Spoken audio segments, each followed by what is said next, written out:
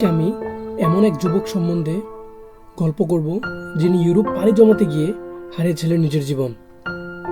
এটি এক বাংলাদেশি যুবকের করুণ কাহিনী। ডাঙ্কি এই সিনেমাটি ইন্ডিয়ান হলেও এই সিনেমার রূপে বাংলাদেশে হাজারো যুবক পা দিচ্ছেন এই সেম ভুল পথেই। তার মধ্যে ছিলেন একজন রাশেদ, যিনি উন্নত জীবনের জন্য ইউরোপ পাড়ি জমাতে গিয়ে হারিয়েছিলেন নিজের জীবন। রাশেদ ছিলেন অত্যন্ত সহজ সরল একজন যুবক। তার পরিবার খুব হতদরিদ্র ছিল।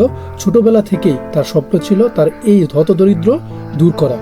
কাজের খোঁজে কয়েকবার ঢাকা এসেও সে চেষ্টা ব্যর্থ হয়, তেমন কিছু করতেও পারেনি। তার বন্ধুরা ইউরোপে গিয়ে তাদের উন্নত জীবন সম্বন্ধে তাকে গল্প শোনাতো। এই গল্প শুনে সে অনুপ্রাণিত হয়ে সে আশার আলো দেখতে থাকে সেও একদিন ইউরোপ যাবে।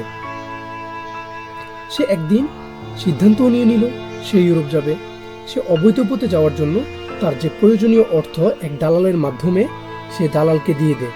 এই অর্থ জোগাতে তার পরিবার বিক্রি করে দেয়। তার পরিবারের শেষ সম্বল কিছু অর্থ জমিন, সেই জমি বিক্রি করে তাকে দিয়ে দেয়। সে দালাল তাকে যাত্রা শুরু করে লিবিয়া থেকে।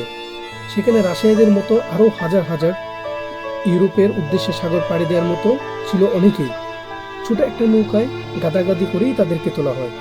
সমুদ্রের মাঝে নৌকা ডুবে গেলে শুরু হয় তাদের জীবনের মরণ লড়াই। এই নৌকাগুলো সাগরের মাঝেই ডুবে যায় এবং তাদের মৃত্যু হয় অনেকের।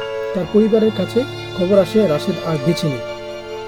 উন্নত জীবনে আসে পরিবারে দরিদ্র দূর করতে চেয়ে রাশেদ কিন্তু সেই স্বপ্ন পূরণ আগে থেকে সে প্রাণ হারিয়েছে। এই গল্পটি শুধু রাশেদের নয়, প্রতিটি হাজারো পরিবারে। আচ্ছা, এতটুকুতেই সমাপ্তি করলাম। যদি ভালো লেগে থাকে আমার চ্যানেলটি সাবস্ক্রাইব করে দেবেন। ধন্যবাদ সকলকে।